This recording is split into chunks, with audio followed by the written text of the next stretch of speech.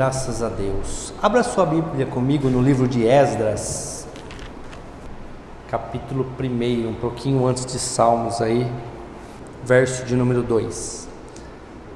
Assim diz Ciro, rei da Pérsia: o Senhor Deus dos céus me deu todos os reinos da terra, e ele me encarregou lhe edificar uma casa em Jerusalém, que é em Judá. Amém? Irmãos, como nós acabamos de ler ali, Deus deu uma ordem muito clara para Ciro: você precisa reconstruir a minha casa, que é lá em Judá, que é lá em Jerusalém, que a gente conhece, que é no Monte Moriá, que é o segundo templo que foi reconstruído e 70 anos depois de Cristo foi novamente destruído, e nós sabemos que ele vai voltar a ser edificado, vai ter a terceira construção do templo. E tudo isso aconteceu conforme as promessas de Deus, conforme a vontade de Deus. Nós podemos entender, e se você quiser depois você pode ler, que lá em Daniel existe acontece uma dificuldade, onde Belsazar assume no lugar de Nabucodonosor, e ele dá uma festa, e nessa festa ele manda buscar os utensílios da casa do Senhor, e nessa orgia dessa festa ele usa coisas sagradas, coisas consagradas a Deus, que foram trazidas quando da captura do povo, da escravidão do povo lá da Babilônia, né? Foi trazido para a Babilônia. E com isso aparece um punho escrevendo numa mão, e escreve lá Mene, Mene, Tekel, Parsim, né? Contado foram os seus dias, pesado na balança, e passado de ti o seu reino. E a gente sabe que por causa daquela profecia de Daniel, daquela mão misteriosa que escreve só com um punho, Belsazar morre naquela mesma noite. E quem assume lá diz em Daniel que é Dário, mas na verdade Dário acredita-se que era um subalterno de Ciro, que é esse aqui. Então, se você quer entender um pouquinho a história de como isso aconteceu, você precisa ler um pouquinho de Daniel, um pouquinho de Esdras, um pouco de Esther e um pouco de Neemias, porque todos eles se encaixam.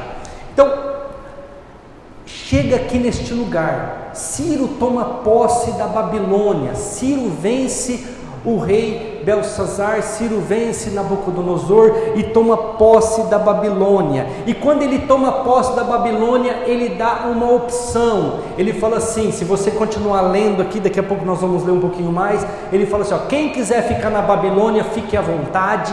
Quem quiser sair, fique à vontade. Mas quem quiser voltar para Jerusalém, voltem, e eu vou bancar financeiramente para que vocês reconstruam o templo, porque eu fui colocado para isso, eu fui indicado para isso.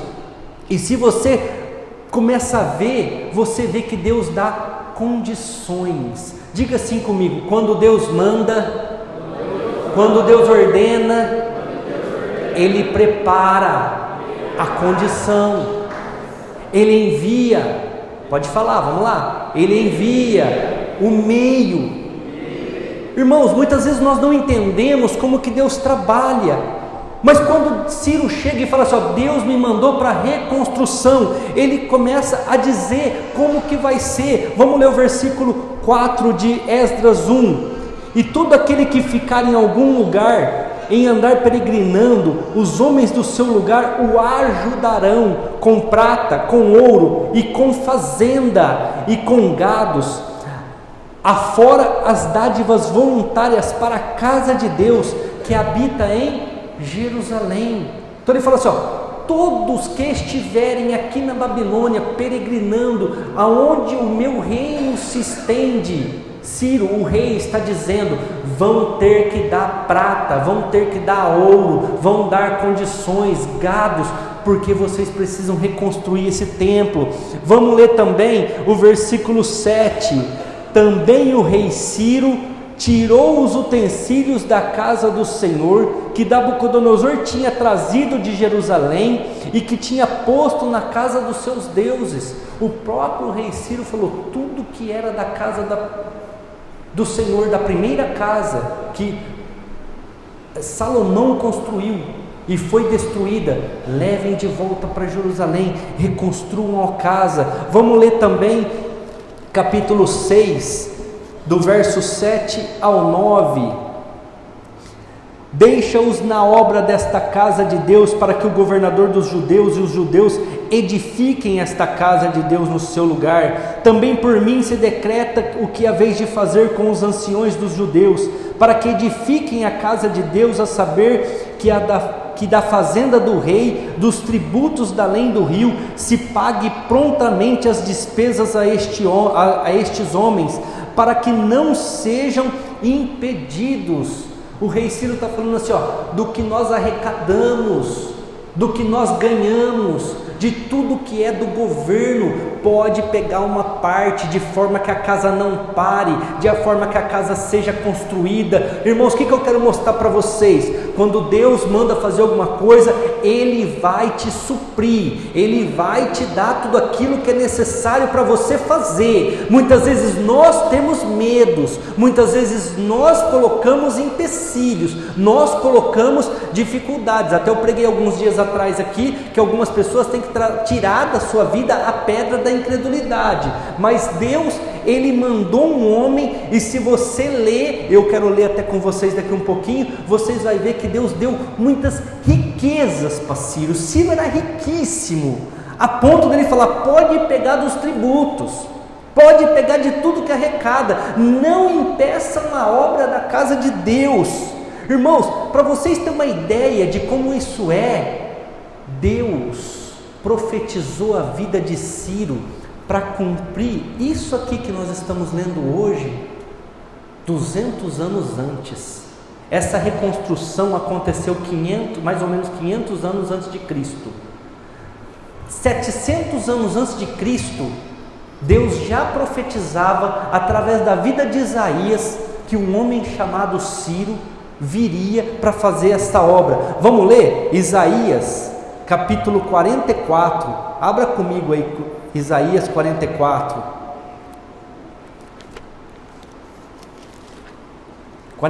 28.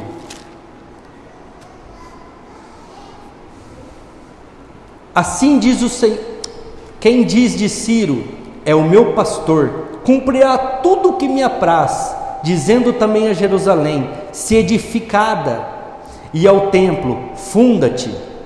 Assim diz o Senhor ao seu ungido, Ciro, a quem tomo pela sua mão direita para abater as nações diante da sua face. Eu soltarei os lombos dos reis para abrir diante dele as portas, e as portas não se fecharão.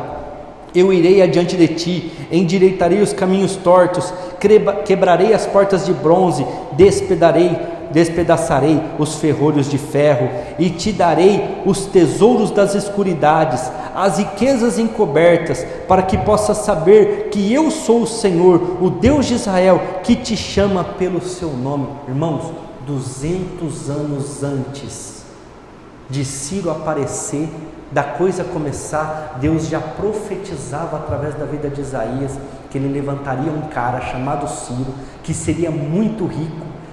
Não sei se vocês perceberam que ele fala ali, eu darei os tesouros escondidos, eu vou dar condições financeiras abundantes, e ele vai cumprir tudo que me apraz, ele vai fazer tudo aquilo que tem que ser feito.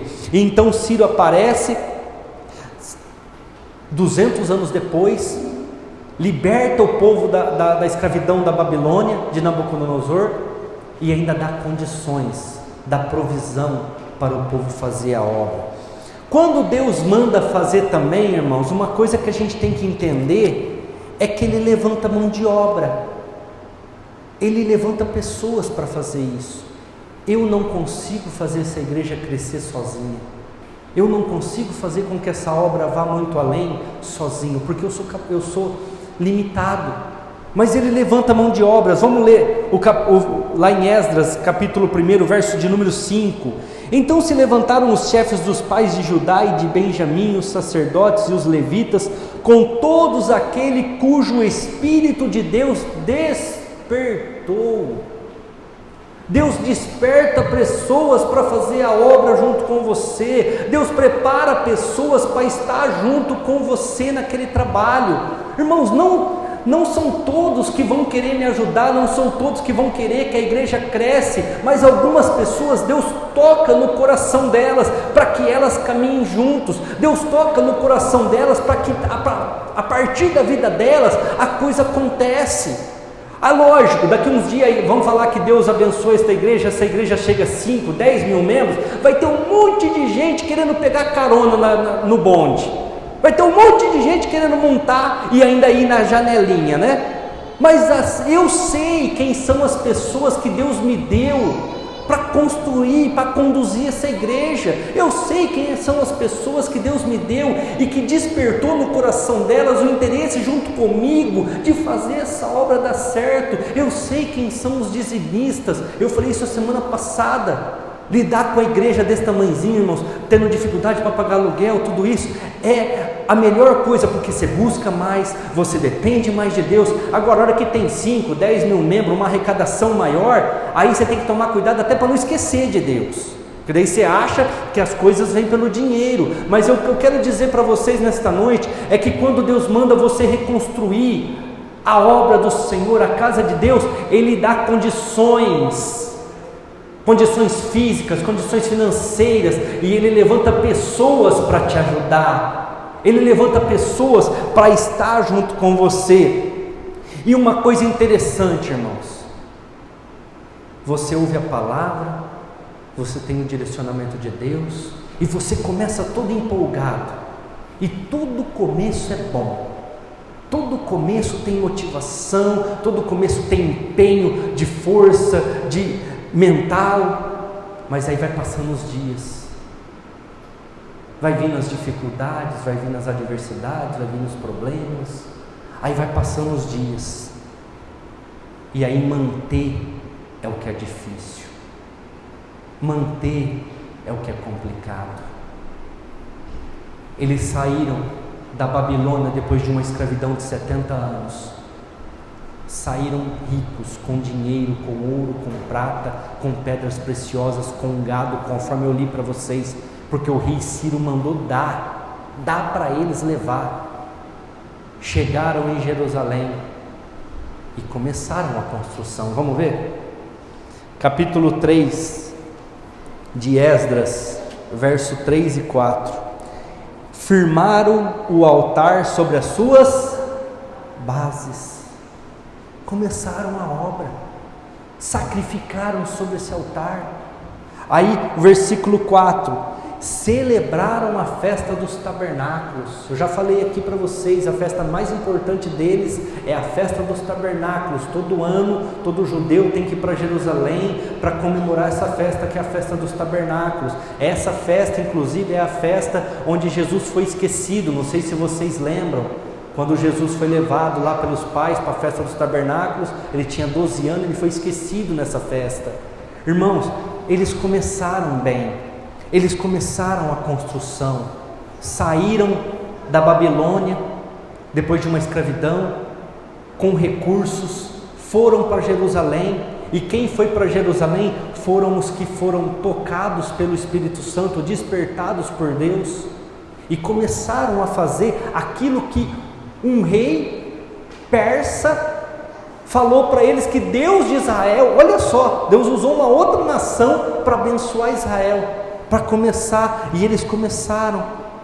Mas aí o que acontece, irmãos? Assim como na nossa vida, eu vou começar a ir na igreja, agora eu vou fazer um compromisso de dar o dízimo certinho, eu vou fazer um compromisso com a minha esposa, de não trair ela, de não ficar vendo pornografia, eu vou fazer um compromisso de ser fiel ao meu patrão, e de ser uma pessoa compromissada com o meu trabalho. Mas aí vem as adversidades, aí vem as dificuldades, vem os problemas.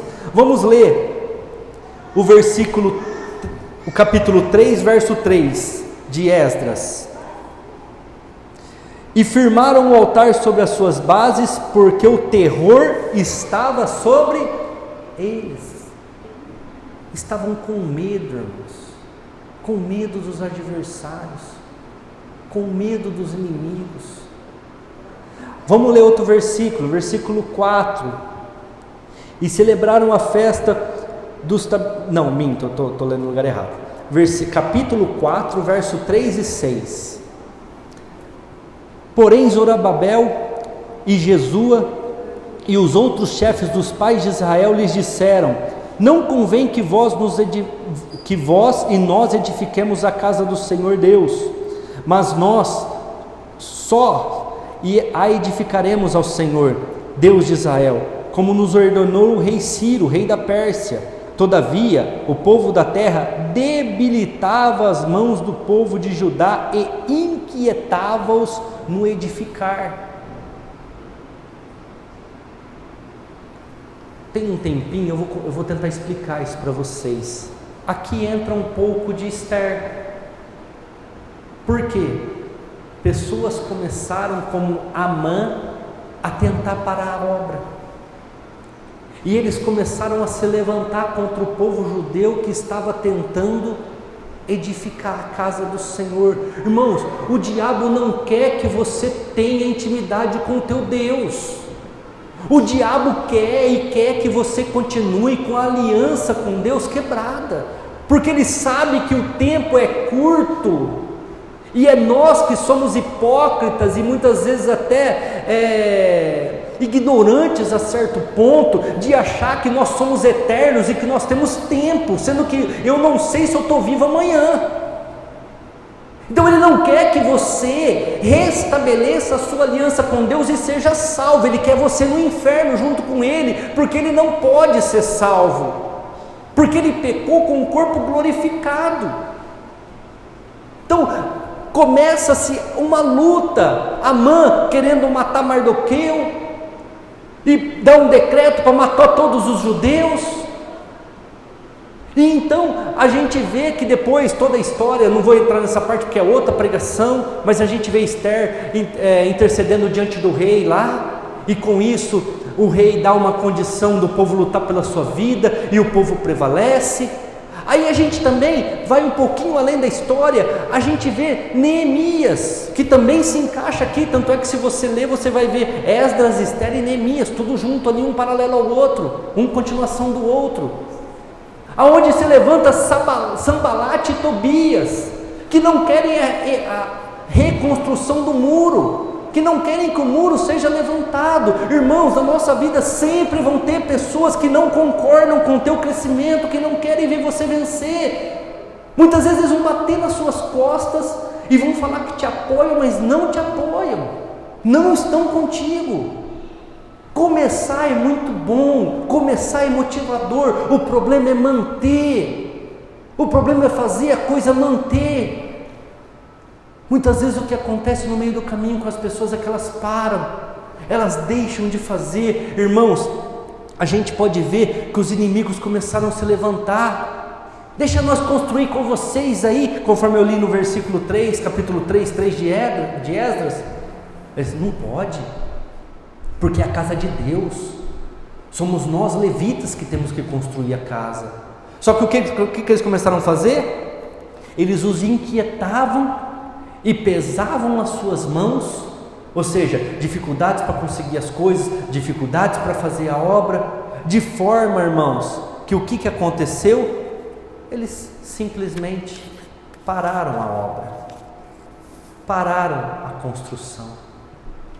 Simplesmente aquilo que tinha começado com muita empolgação, aquilo que tinha começado com muito empenho, foi totalmente parado. Só ficou com o altar, não fizeram mais nada. Aí a gente tem que ir lá para Ageu, porque se você ler o capítulo 5 de Esdras, você vai ver que Ageu e Zacarias exortam o povo judeu a continuar a obra. Só que aqui no livro de Esdras não conta essa exortação, mas eu quero ir lá no livro de Ageu para ler para vocês a exortação de Ageu, porque o que Deus está dizendo para mim e para você nesta noite é: reconstrua a casa de Deus, reconstrua a tua comunhão com Deus. E eu acho que alguns vão estar vivendo a exortação de Ageu, Alguns vão estar vivendo o que estava acontecendo. Irmãos, Deus está dizendo para mim e para você nesta noite: reconstrua a sua casa com Deus, reconstrua a sua intimidade com Deus, a sua amizade com Deus. Eu te dou condições, eu te capacito, eu preparo pessoas para estar do seu lado, para te ajudar nessa reconstrução. E muitas vezes nós até começamos essa reconstrução e nos sentimos bem, mas a primeira dificuldade, o primeiro pesar nas mãos, ou seja, problemas que as pessoas colocam nas nossas vidas, a gente agarra e acaba sempre deixando a igreja de lado, sempre deixando a igreja para um segundo patamar. Vamos ler quais foram as consequências. Irmãos, é muito simples, é que eu não tenho tempo para ficar aqui ensinando tudo certinho, mas no livro de Esdras capítulo 5 você vai ver lá escrito assim, ó, Ageu e eu não lembro o nome do outro profeta lá, exortam o povo a continuar a obra. Mas aí eu falei, que exortação que foi essa? Na hora que eu estava preparando a palavra, qual foi essa exortação? Aí eu lembrei, falei, peraí, Ageu tem um livro. Aí eu fui ler no livro de Ageu, vamos ler Ageu capítulo 1 verso de número 2. Assim diz o Senhor dos Exércitos, dizendo: esse povo diz, Deus está dizendo assim, ó, o povo judeu diz, vamos ler lá, não veio ainda o tempo em que a casa do Senhor deve ser edificada. Irmãos, isso é um problema sério, não sei se de toda a nação do Brasil, se de todo mundo, ou se só de São José do Rio Preto, mas esse é um problema sério que acontece na vida das pessoas. Elas não fazem e elas acham o culpado. Não fazem, não obedecem e taca-lhe a culpa em alguém. Aí Deus está dizendo assim, esse povo que eu capacitei, que eu dei dinheiro, que eu levantei um rei para libertar eles do cativo da Babilônia, que eu dei dinheiro, que eu dei condições, está dizendo que não é a hora de reconstruir a minha casa. Está dizendo que não é o tempo. Vamos continuar lendo. Versículo 4. É para vós tempo de habitardes nas vossas casas estucadas e a minha casa ficar deserta? Ah, bonito, né? Dei dinheiro para vocês reconstruir a minha casa, o que vocês fizeram? Fizeram a tua, fizeram a de vocês. Dei condições financeiras, vou falar de uma forma que você entenda, para ajudar a casa do Senhor, o que vocês fizeram? Compraram coisas supérfluas para a casa de vocês. Dei condições para vocês comprar um carro para estar indo para a igreja, o que vocês fizeram? Foram para bares, foram para boates, foram para todos os lugares e deixaram a minha casa deserta. Dei condições financeiras para vocês abençoar a obra, o que vocês fizeram? Usaram para os próprios deleites, para as suas vontades egoístas. Aí ele continua, vamos continuar lendo a exortação de Ageu, verso 5. Ora pois, assim diz o Senhor dos Exércitos, apliquem o vosso coração aos vossos caminhos. Eu vou falar de uma forma que vocês entendam, parem para pensar. Assim o Senhor está dizendo nesta noite para mim e para você que está aqui sentado nesta cadeira junto comigo e ouvindo essa palavra, parem e comecem a refletir. Parem e pensem na vida de vocês. Aí ele continua, verso 6. Semeiam muito, mas colhem pouco. Planta bastante, mas colhem pouco. Vou falar de uma forma que vocês entendam. Trabalha muito, ganha pouco. Continua. Comem, mas não se fartam. Bebem, mas não se saciam. Vestem, mas ninguém se aquece, e o que recebe salário, recebe como num saquetel furado. Será que nós conseguimos nos identificar com isso ou não?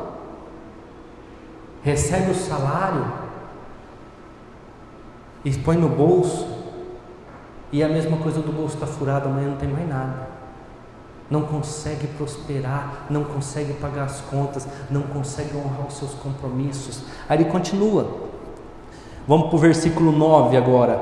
Olhaste para muito, ou seja, vamos falar de outra forma, desejam muito, querem muito, mas eis que não alcançam, que alcançam pouco, e esse pouco, quando o trouxeste para casa, eu lhe assoprei, ou seja, passou de você, você perdeu.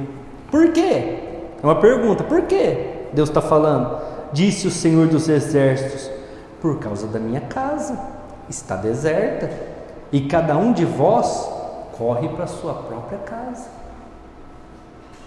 A minha casa está deserta, e vocês estão correndo para lá e para cá, atrás de um monte de coisa, e a minha casa está deserta.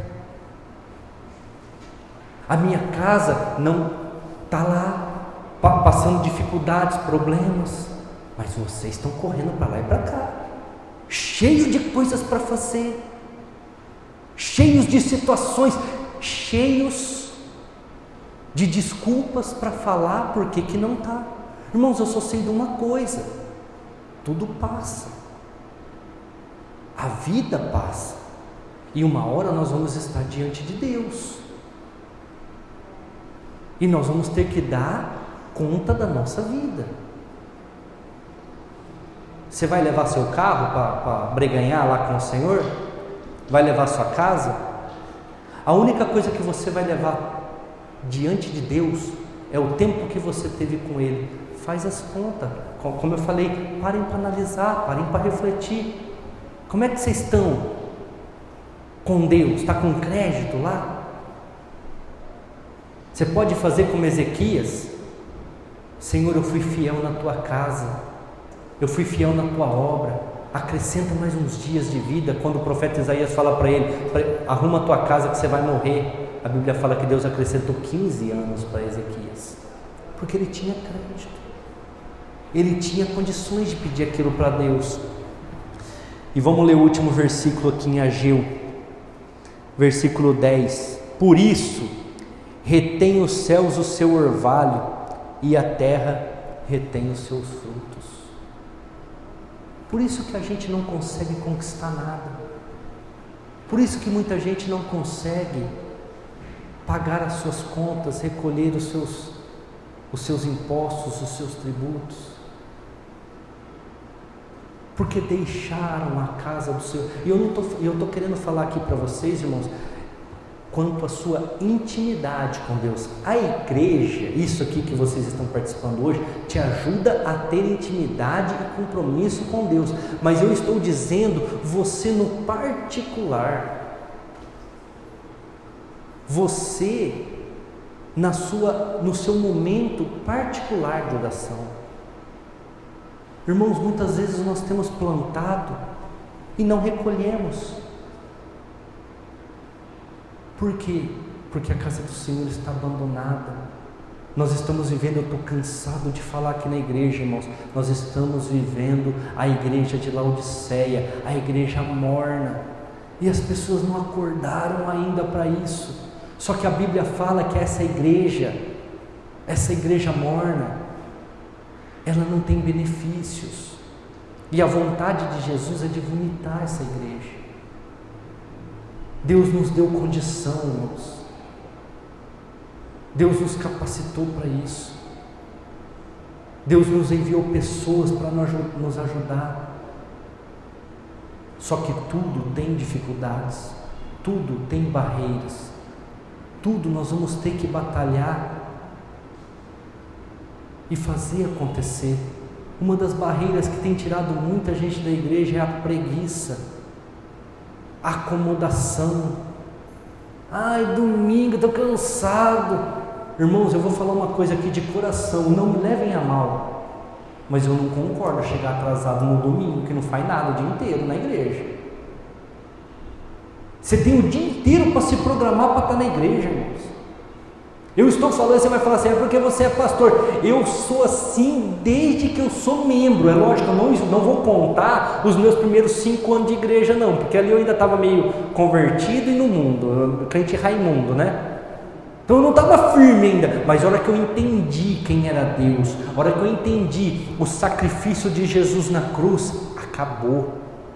Eu posso estar na casa do meu pai e da minha mãe almoçando, eles sabem disso. Eu posso estar no rancho que é lá em Minas. Eu saio com 4 ou 5 horas de antecedência, para que um pneu não me impeça de estar aqui no horário, para que nada, um trânsito, um acidente, nada me impeça de chegar aqui no horário, irmãos. Eu posso estar onde for, 5h30 eu estou aqui, porque eu abro a igreja antes por causa do ensaio do louvor. 5h30 eu estou aqui. Mas muitas vezes nós estamos vivendo a igreja de Laodiceia, a igreja acomodada. Vamos voltar lá para o livro de Esdras. Esdras capítulo 6. O povo parou a construção, o povo parou a edificação, foi exortado pelo profeta Ageu, dizendo: vocês estão errados. Vocês não têm prosperidade porque vocês deixaram a minha construção, a minha casa. E aí a Bíblia fala, irmãos, que eles recomeçaram a reconstrução e novamente se levantaram as adversidades e as dificuldades. Então eles mandam uma mensagem para o rei Dário agora, porque o Ciro, acredite-se que ele já havia morrido. E eles dizem para Dário assim: olhem aí a ordem, olhem aí aquilo que foi nos dado, para que a gente possa obedecer. Vamos ler o que diz o versículos 1 e 2 de Esdras 6. Então o rei Dário deu a ordem, e buscaram na chancelaria. Chancelaria para nós hoje é um arquivo, onde se metiam os tesouros da Babilônia, e em Aquemetá, no palácio que está na província da Média, se achou um rolo, e nele estava escrito um memorial.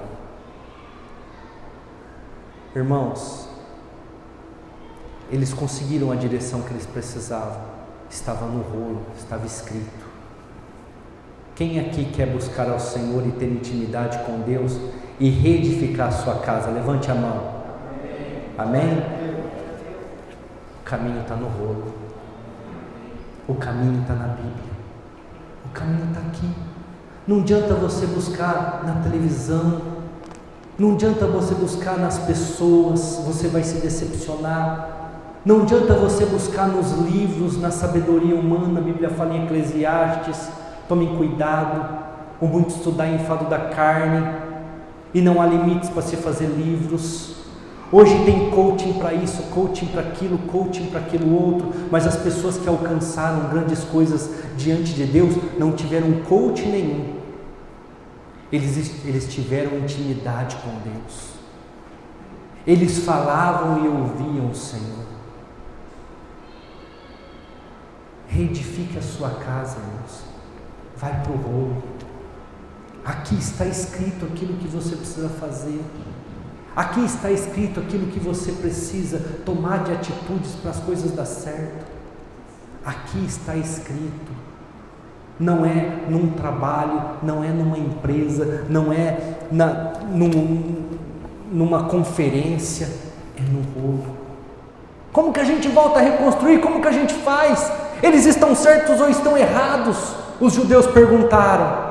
Então Dário vai no rolo, e lá estava escrito tudo que Ciro teve de revelação, tudo aquilo que Ciro determinou que o povo judeu fizesse. E vou falar mais, tudo aquilo que Deus determinou que Ciro fizesse. Então ele vai para o rolo. Nós temos que tomar cuidado, irmãos. Vamos ler Esdras 6,15. E acabou-se esta casa no 3º mês de Adar, que era o 6º ano do reinado de Dário.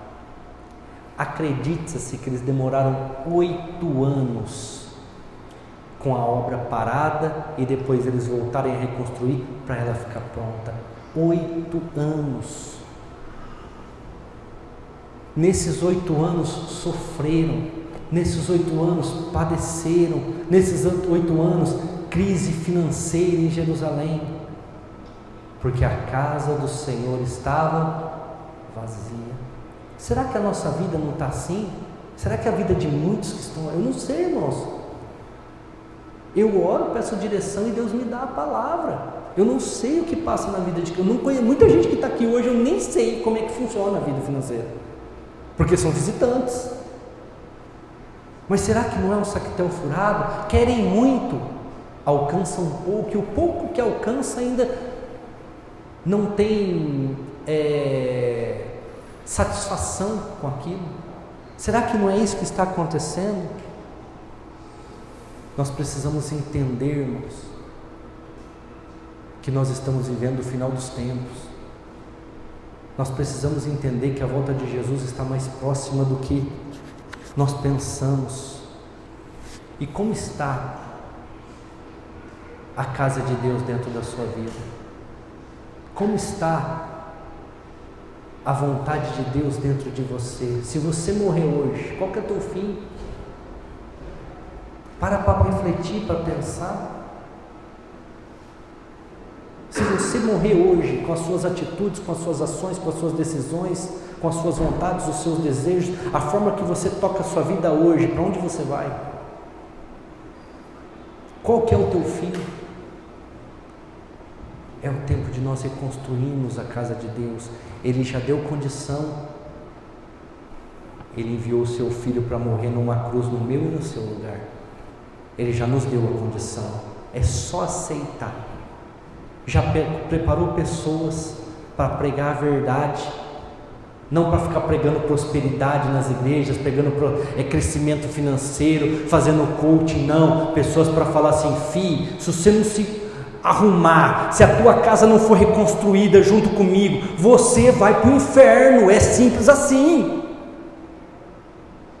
Porque hoje as igrejas que fazem sucesso é as igrejas que pregam prosperidade, que pregam vitória financeira, dá 100 para você ganhar 1000, dá 1000 para você ganhar 10.000, é a fogueira santa que tem consumido um neurônio de muita gente, é o que tem dado prosperidade. Mas eu quero ver o que essas pessoas vão dizer, a hora que chegar diante do Pai, e o Pai falar assim: eu não vos conheço, não sei quem é você. Amarrem, joguem ali fora, onde tem pranto e ranger de dentes. Eu não estou falando aqui coisa que eu penso e que eu acho, é o que está escrito na Bíblia. Vocês já leram essa passagem? Irmãos, chegou o tempo de nós reconstruirmos a nossa casa. Chegou o tempo de nós colocarmos a nossa vida diante do altar. Às vezes muitos aqui dentro, irmãos, ainda estão que nem o povo judeu, só com o altar pronto. Não reconstruíram nada, os muros ainda estão caídos, as paredes ainda estão a se levantar, não cresceram nada. Passaram por uma pandemia, viram um monte de gente morrendo aí, ó, e não aprenderam nada. Só que eu tenho uma boa notícia, né? Esdras 10, versículo 2 e 3. Então respondeu Secanias, filho de Getel, um dos filhos de Elão, e disse a Esdras: nós temos transgredido contra o nosso Deus, casamos com as mulheres estranhas do povo da terra, mas no tocante a isso, ainda há esperança. Vou parafrasear para vocês. Erramos indo atrás de desejos e vontades da nossa carne, erramos buscando as nossas próprias vontades, erramos nos prostituindo, bebendo, comendo que nem um louco, porque não é só a bebida, mas também a glutonaria é pecado.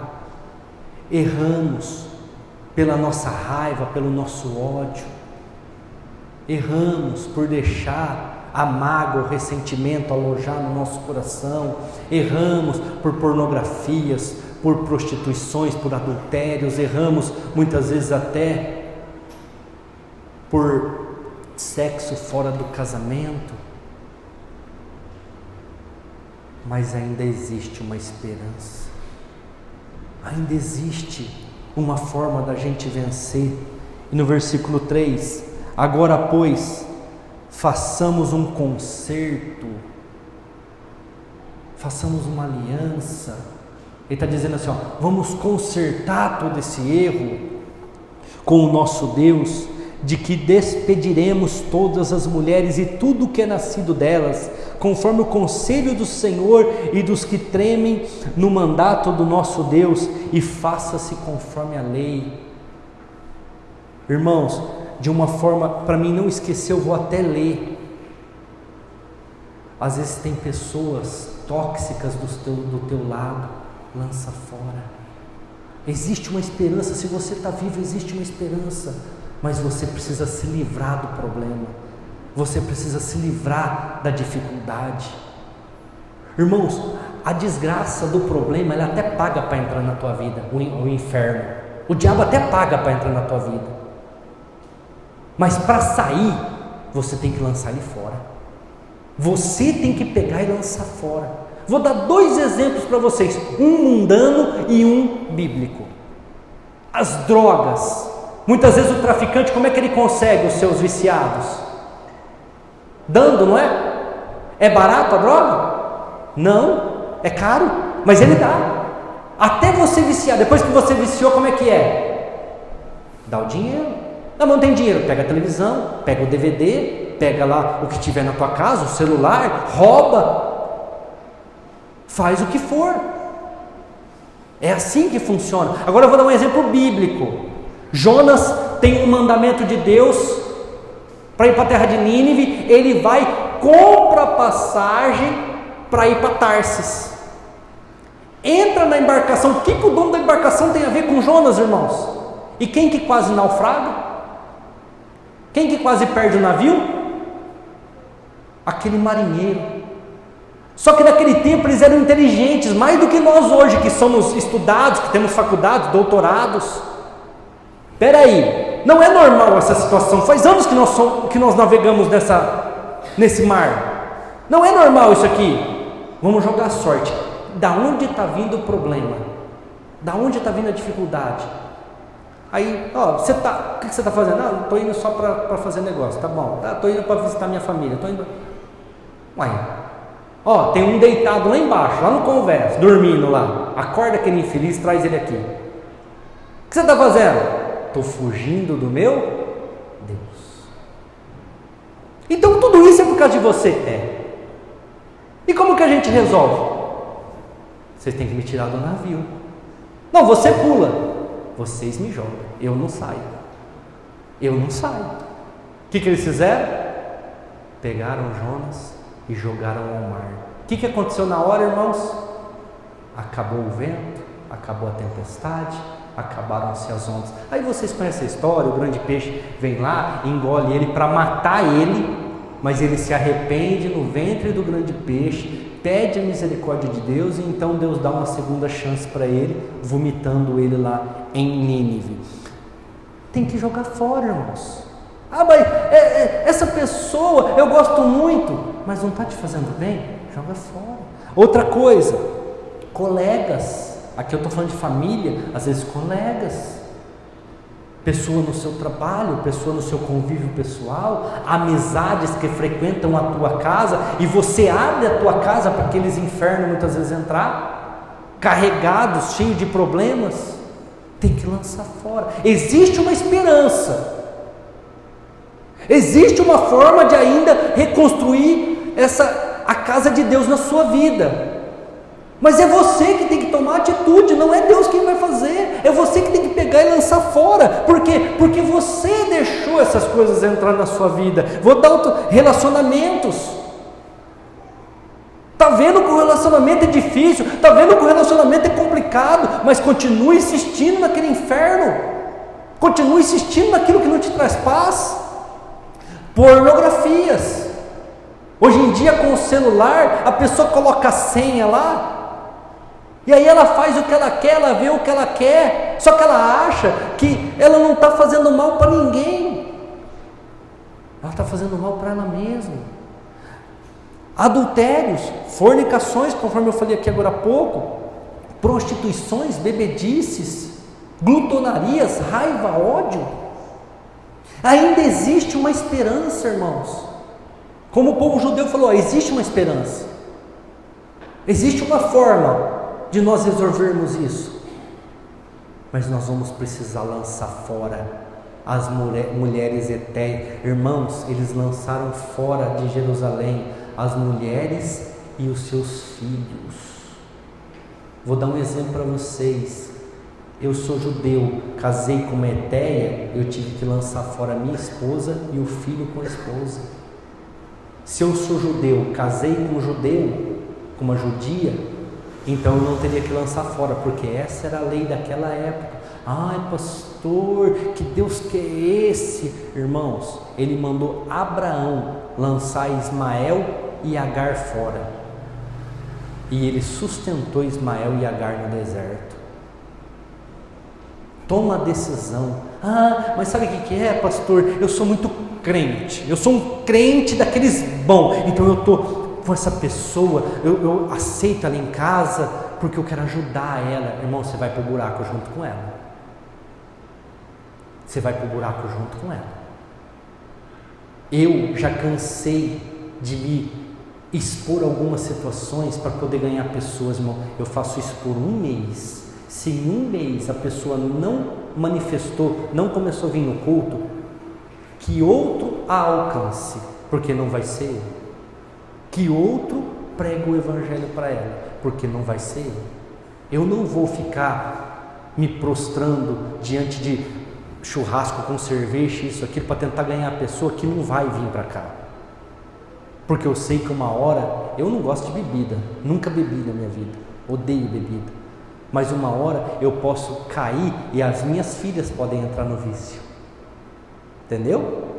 O diabo pode pegar as minhas filhas, porque ele sabe que comigo ele não vai ter essa chance. Eu não gosto de cerveja, não gosto nem do cheiro de cerveja.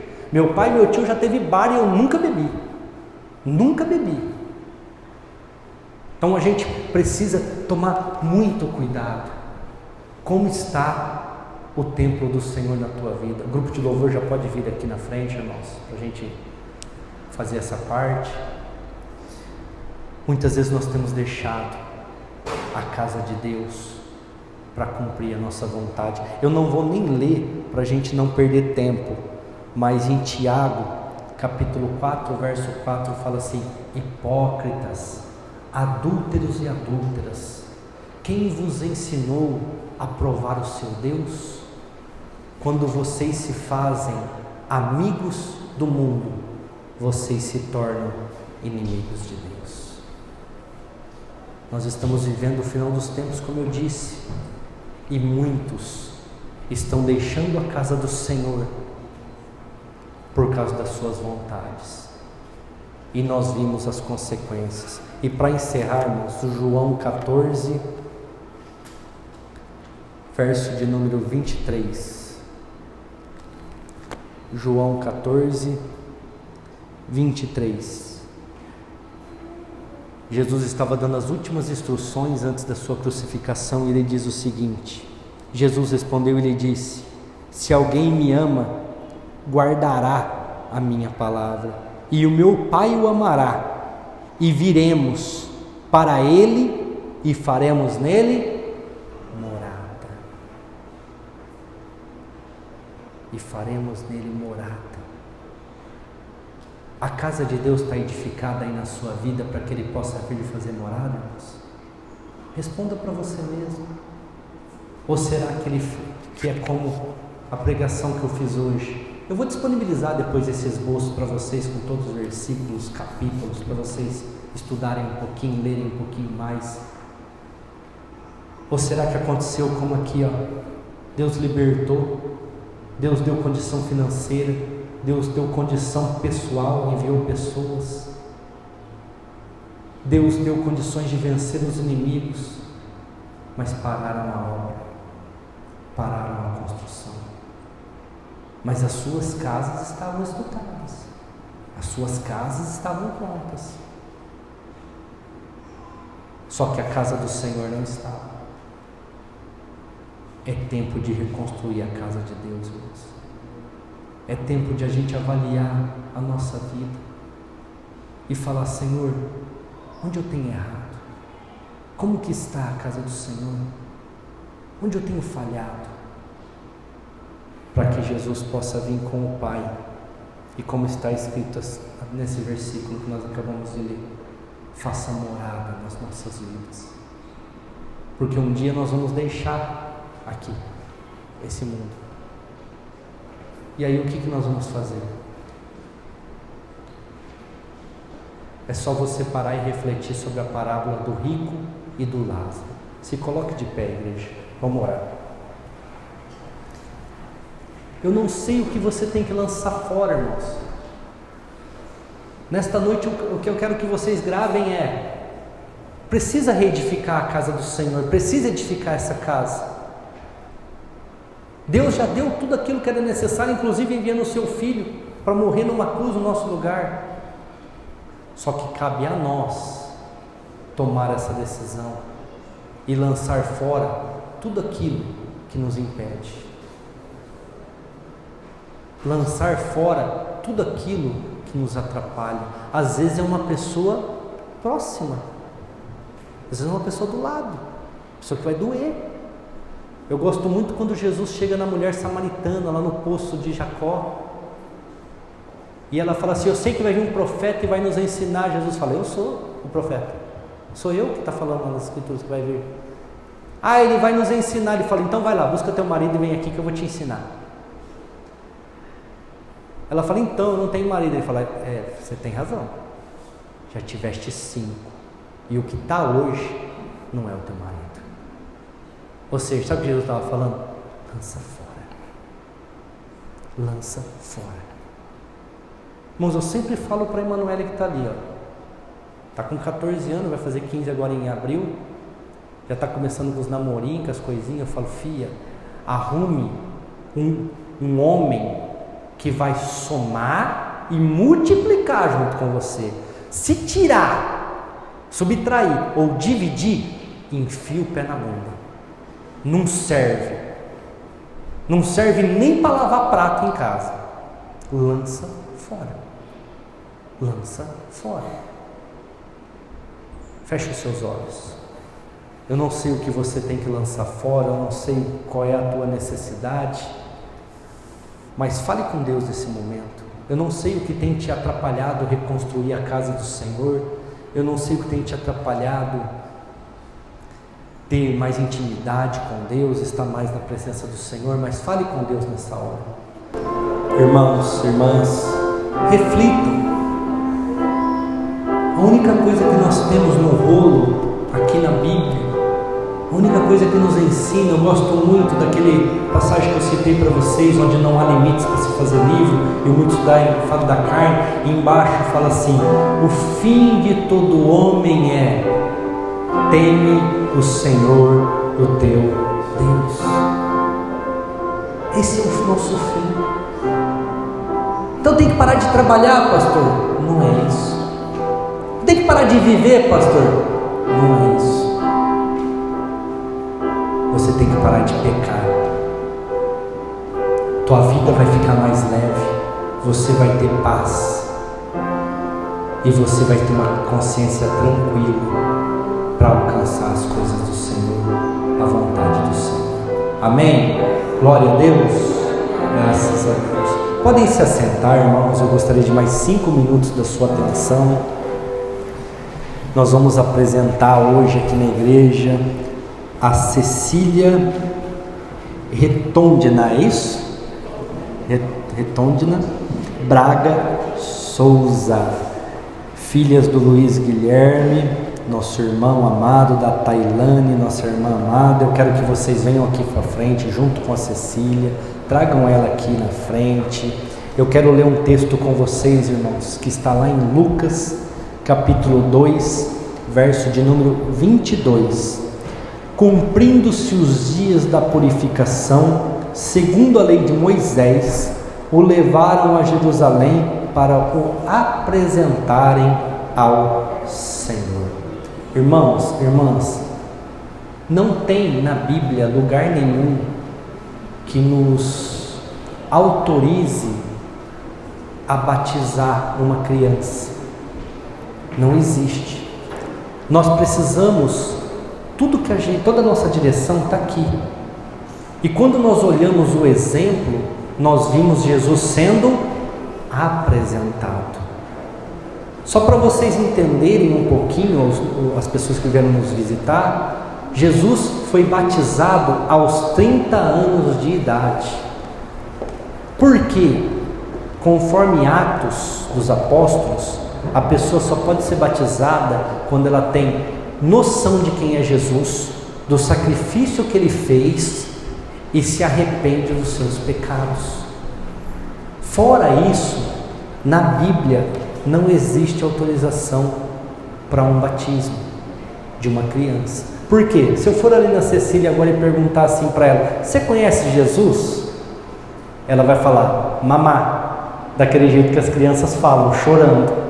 Se eu falar assim para ela: você se arrepende dos seus pecados? Novamente ela vai querer alguma coisa relacionado ao seu leite. Por quê? Porque ela é uma criança, ela não tem pecado. Quando as crianças vieram até Jesus e os discípulos tentaram impedir, Jesus falou assim: deixe vir a mim as criancinhas, porque delas e para elas é o reino dos céus. Ou seja, se uma criança que não foi batizada vier por destino falecer, ela vai para o céu, ela não tem pecado. O problema somos nós, quando já somos adultos ou passamos de uma idade onde já temos conhecimento do bem e do mal e praticamos o erro. Aí nós precisamos de arrependimento, precisamos de batismo. Mas a Cecília não. A Cecília, ela precisa ser apresentada. E nós vamos orar aqui para que Deus guarde a vida dela, para que Deus dê muitos anos de vida para ela, para que Deus guarde os seus caminhos. Mas nós vamos orar aqui nessa hora, principalmente para o senhor Luiz Guilherme e para a senhora Tailane, que são os condutores da Cecília. São os que vão mostrar o caminho através de exemplos para a Cecília. Porque ela só precisa ser apresentada. Mas todas as atitudes do Guilherme, todas as atitudes da Tailane vão influenciar o futuro da Cecília. E eles precisam, conforme ela crescer, ensinar os caminhos do Senhor para ela. Ensinar sobre Jesus Cristo, ensinar sobre o batismo, o arrependimento e sobre pecados. Então, nesta hora, igreja, eu gostaria que vocês se colocassem de pé, para que a gente possa apresentar essa coisa linda, né, filha? Já vai na célula, Cecília já participa da reunião do lar. Cecília é uma bênção, tá lá, né? E tá rindo, ó. Amém, irmãos. Eu só quero falar uma coisinha só, que essa semana eu conversava com uma pessoa e ela falou assim para mim: eu não quero ter filhos, porque esse mundo é muito ruim para pôr crianças. E na hora eu concordei, mas depois eu refleti. As crianças da geração da Cecília, da Rafaela, do Davi, são preparadas por Deus para viver esse tempo. A Cecília e as crianças que estão lá na escolinha são o futuro da nossa nação e da nossa igreja. É através dela que Deus vai operar milagres, maravilhas. É através da vida da Cecília e das crianças que estão lá em cima que muitas vidas serão levadas para Cristo, arrancadas de Satanás e levadas para o reino dos céus. Quando alguém vier falar para você que esse mundo é ruim para pôr uma criança, se lembre disso. O Senhor tem preparado cada criança para a honra e glória dele. Amém? Glória a Deus. Estenda suas mãos para a vida da Cecília. Pai, em nome de Jesus, agora diante da tua presença e da presença da tua igreja, da família da Cecília. Nós consagramos ela, Pai, nas tuas mãos. E nós declaramos que a Cecília é tua, Pai. O Senhor deu a vida dela para que a Tailane e o Guilherme pudessem cuidar dela aqui na terra. Mas a Cecília pertence ao Senhor. Glória a Pai. Deus, Pai. Em nome de Jesus Cristo. Eu peço para que o Senhor guie os passos da Cecília, a mente, o coração. Livre a Cecília, Pai, de más amizades, de más influências, Pai, e que a Cecília possa ser testemunho vivo do teu amor, da tua bondade, da tua misericórdia e do teu perdão, Pai. Que a Cecília possa, Senhor, ser luz nessa terra, ser sal neste mundo, Pai querido, e que ela possa fazer a diferença na nossa cidade, na nossa igreja, na nossa nação, na família que o Senhor escolheu para que ela fosse criada, Pai. Eu também coloco a vida da Tailane e do Guilherme nas suas mãos. E eu peço para que o Senhor continue, Pai, instruindo eles de como devem cuidar, ensinar e criar essa Cecília, dá condições, Pai. Que eles estejam dispostos a lutar no reino das trevas em favor da vida da Cecília, Pai. Dê condições espirituais, dê condições financeiras, Pai. Dê sabedoria para a Tailane e para o Guilherme, Senhor. E que eles possam ser exemplos de paz, em nome de Jesus Cristo. Eu agora, em nome de Jesus, abençoo a vida da Cecília, a Tailane e o Guilherme. Essa família, Pai, pertence ao Senhor, em nome de Jesus. Amém. Glória a Deus. Aplauda o Senhor, Deus.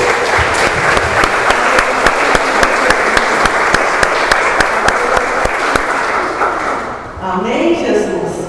Você quer falar mais? Não? Amém? Levanta suas mãos, vamos embora. Certificadinho dela. Aí nós tiramos foto já. Tá bom? Quer tirar? Mas depois chama os seus familiares, tá bom? Pai, em nome de Jesus, nós consagramos, Pai, a nossa semana nas tuas mãos. Deixa encerrar. Nós te agradecemos por esse culto, Pai. Obrigado, porque mais uma vez o Senhor falou aos nossos Obrigado pela tua palavra, e que nós possamos pôr em prática tudo aquilo que foi falado aqui nesta noite, Pai.